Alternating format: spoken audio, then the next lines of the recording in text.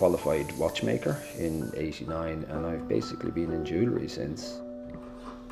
Found myself by accident actually getting into this industry, and the watchmaking training really helped, because it was a Swiss institute that was set up in Blanchardstown in Dublin, which is unfortunately gone now, but the level of training was second to none. And it's like you make something, and if it's wrong by a hundredth of a millimetre, you could do it again, and you do it again, and you do it again. And we hated it at the time, but in hindsight, anyone who's done it is really glad they've done it, because the precision it gives you, the rest of life is easy after that, you know.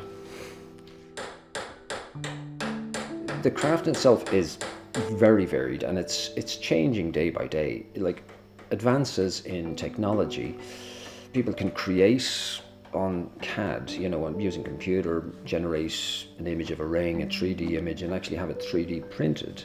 They can do amazing stuff on that. I don't tend to use that myself. I'm actually going the other way, and going a little bit retro. Up to now, computers still can't beat a human. Now, come back to me in 20 years' time, who knows? For the moment, yeah, humans can outdo machines. Basically, it's taking a design from a customer can find something maybe on the internet, or they've seen something somewhere, a friend of theirs might have something similar, and we adapt that style to the person. Quite a lot of basic hand tools, hammers, files, saws, torches, you know, it's pretty basic. It's just using basic core skills that you have to develop over the years. The beauty of it being metal, like metal it's pretty much like liquid in that it can be manipulated.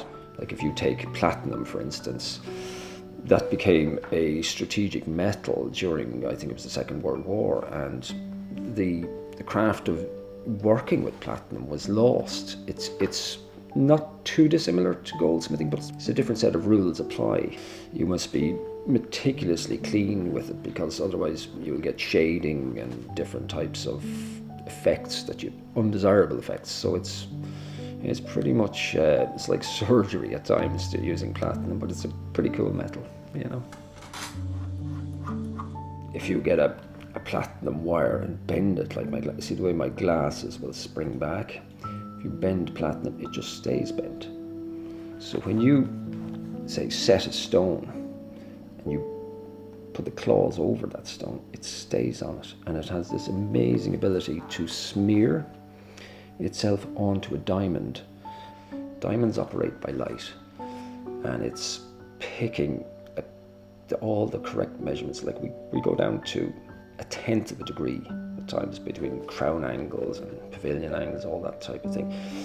And it's quite amazing how even the eye will pick up on the differences in a very fine stone.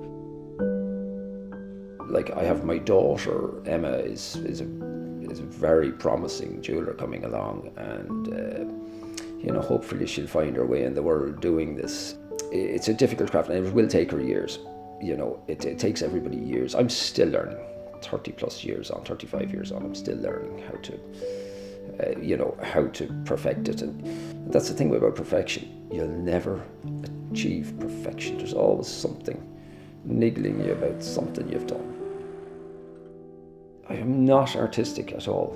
My daughter would be, and you can see it's a huge advantage if you are. I couldn't draw a ring for you, but I can make it.